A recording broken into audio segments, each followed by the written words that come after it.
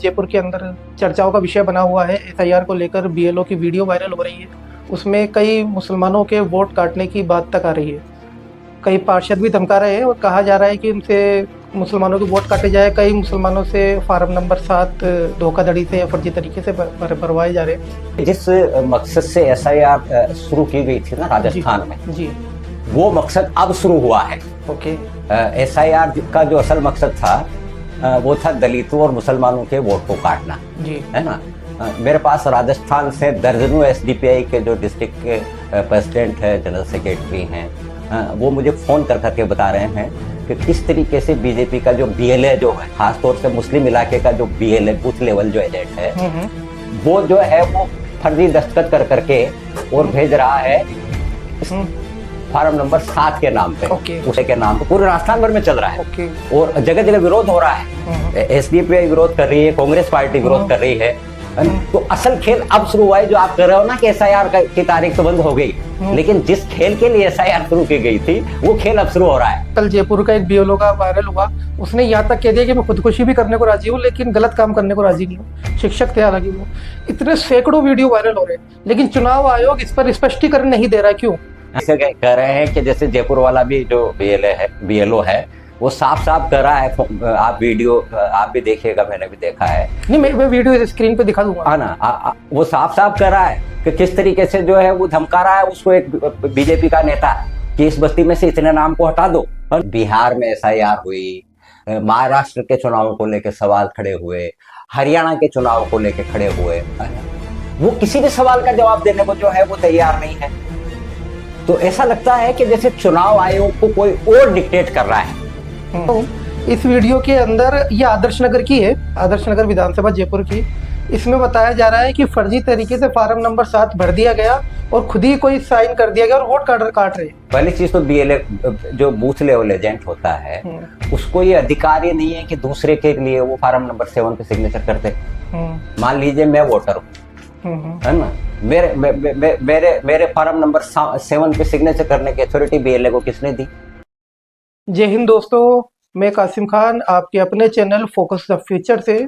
आज हम बात करेंगे अभी जो हाल ही में जो जयपुर के अंदर चर्चाओं का विषय बना हुआ है, एसआईआर को लेकर बीएलओ की वीडियो वायरल हो रही है। उसमें कई मुसलमानों के वोट काटने की बात तक आ रही है। कई पार्षद भी धमका रहे हैं और कहा जा रहा है कि उनसे मुसलमानों के वोट काटे जाए। कई मुसलमानों से फार्म नंबर 7 धोखाधड़ी से या फर्जी तरीके से भरवाए जा रहे हैं। उसको लेकर हम चर्चा करेंगे। हमारे साथ है डॉक्टर शाहबुद्दीन खान साहब, एसडीपीआई राजस्थान के प्रदेश उपाध्यक्ष हैं, और आइए इनसे चर्चा करते हैं। सबसे पहले तो स्वागत है, इस्तकबाल है आपका। और मैं आपसे सबसे पहला क्वेश्चन ये जानना चाहूंगा कि एसआईआर की प्रक्रिया जो है वो खत्म हो गई है 15 तारीख को, ठीक है। इसके बावजूद, इस प्रक्रिया के खत्म होने के बावजूद ये सुनने में आ रहा है कि कई जगह अभी भी वोट काटे जा रहे हैं। क्यों? देखिए, जिस मकसद से एसआईआर शुरू की गई थी ना राजस्थान में, जी, वो मकसद अब शुरू हुआ है। ओके। एसआईआर का जो असल मकसद था वो था दलितों और मुसलमानों के वोट को काटना, जी, है ना। मेरे पास राजस्थान से दर्जनों एसडीपीआई के जो डिस्ट्रिक्ट के प्रेसिडेंट है, जनरल सेक्रेटरी हैं, वो मुझे फोन कर करके बता रहे हैं कि किस तरीके से बीजेपी का जो बीएलए जो है, खासतौर से मुस्लिम इलाके का जो बीएलए बूथ लेवल जो एजेंट है, वो जो है वो फर्जी दस्तखत कर करके और भेज रहा है फार्म नंबर 7 के नाम पे। उसमें यह है कि आदमी यहाँ नहीं रह रहा है ना, और जो है वो इसका ट्रांसफर स्थानांतरण के नाम पे, है ना। कुछ जगह पे तो यहाँ तक हुआ कि एसडीपीआई के लोगों ने, जैसे पता चला कि बीएलए फला है, तो उस बीएलए को पकड़ लिया कि भाई तुमने ऐसे कैसे लिख के दे दिया, यहाँ तो रह रहे हैं ये। तो बीएलए ने कहा कि नहीं, मैंने नहीं लिखा, मैं तो मतलब ये लिख के देने को तैयार हूँ कि मेरा जो है इसमें कोई लेना देना नहीं है, तो दस्तखत फर्जी है। तो दरअसल ये जो खेल चल रहा है, ये दलितों और मुसलमानों के वोटों को काटने का खेल चल रहा है बीएलए के नाम पे, पूरे राजस्थान भर में चल रहा है। और जगह जगह विरोध हो रहा है। एसडीपीआई विरोध कर रही है, कांग्रेस पार्टी विरोध कर रही है। तो असल खेल अब शुरू हुआ है। जो आप कर रहे हो ना कि एसआईआर की तारीख तो बंद हो गई, लेकिन जिस खेल के लिए एसआईआर शुरू की गई थी वो खेल अब शुरू हो रहा है। मुझे दर्जनों जगह से एसडीपीआई के जिम्मेदार मुझे बता रहे हैं कि ये हो रहा है, ये हो रहा है, ये हो रहा है। अच्छा, ये जितने भी वीडियो वायरल हो रहे हैं पूरे राजस्थान में, कल जयपुर का एक बीएलओ का वायरल हुआ, उसने यहाँ तक कह दिया कि मैं खुदकुशी भी करने को राजी हूँ लेकिन गलत काम करने को राजी नहीं हूँ। शिक्षक थे हालांकि वो। इतने सैकड़ों वीडियो वायरल हो रहे हैं लेकिन चुनाव आयोग इस पर स्पष्टीकरण नहीं दे रहा, क्यों? देखिए क्या है कि पहली चीज तो जनता को उन कर्मचारियों का धन्यवाद देना चाहिए जो अपनी नौकरी को खतरे में डाल के, है ना, और ईमानदारी से कह रहे हैं कि जैसे जयपुर वाला भी जो बीएलओ है वो साफ साफ कह रहा है। आप वीडियो आप भी देखिएगा, मैंने भी देखा है। नहीं, मैं वीडियो स्क्रीन पे दिखा दूंगा। हाँ ना, वो साफ साफ कह रहा है कि किस तरीके से जो है वो धमका रहा है उसको, एक बीजेपी का नेता, कि इस बस्ती में से इतने नाम को हटा दो, है ना, और वो लोग जिंदा हैं, उसके सामने खड़े हैं, है ना। और ऐसे दर्जनों जगह के वीडियो हैं राजस्थान में जहां बीएलओ को धमका के और बीजेपी वाले जो है वो उन वोटों को कटवाने की कोशिश कर रहे हैं। लेकिन जो है वो हैरानी की बात है कि चुनाव आयोग जो है वो खामोश है। मतलब तो चुनाव आयोग के खामोश होने की वजह क्या हो सकती है?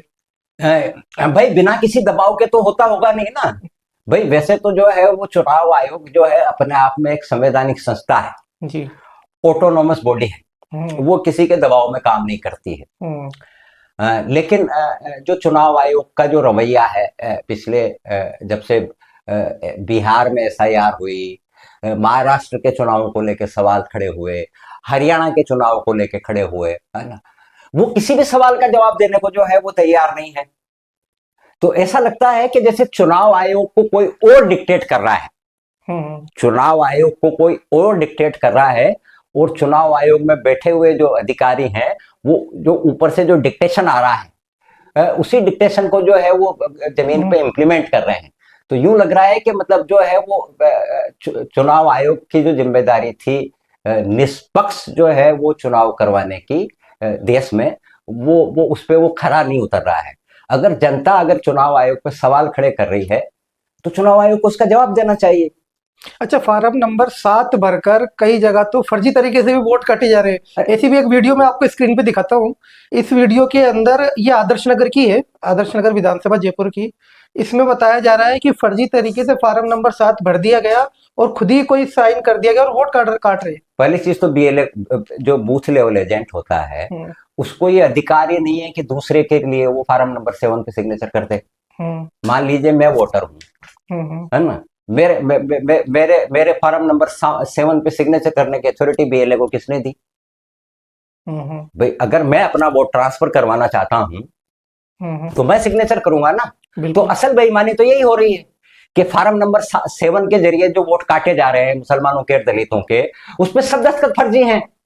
बीजेपी के कार्यकर्ता दस्तखत कर रहे हैं, बीजेपी के बीएलए दस्तखत कर रहे हैं, सब फर्जी है। अगर जो है मतलब कोई भी अगर मान लीजिए इन सबूतों के साथ अगर एफआईआर दर्ज करवाएगा, ये सीधी सीधी 420 है, धोखाधड़ी है।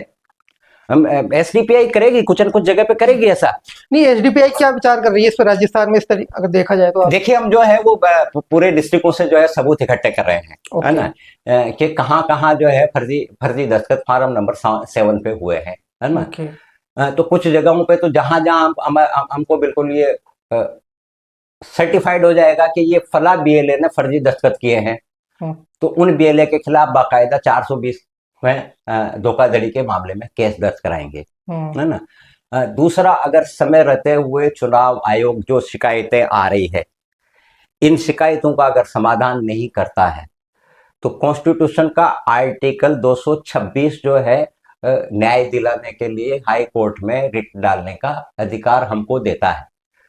तो अगर चुनाव आयोग ने समय रहते हुए इन सवालों के जवाब नहीं दिए तो एसडीपीआई राजस्थान जल्दी ही आर्टिकल 226 के तहत लोगों को न्याय दिलाने के लिए हाई कोर्ट में एक रिट पिटीशन सबमिट करके और लोगों के वोट देने के अधिकार की हिफाजत की लड़ाई लड़ेगी।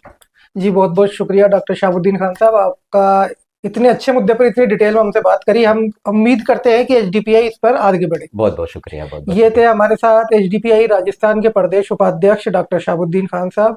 एक अच्छी बात करी है और चुनाव आयोग को इस पर ध्यान भी देना चाहिए क्योंकि एचडीपीआई पार्टी इसका खुलकर विरोध भी कर रही है और आगे कोर्ट भी जा सकती है।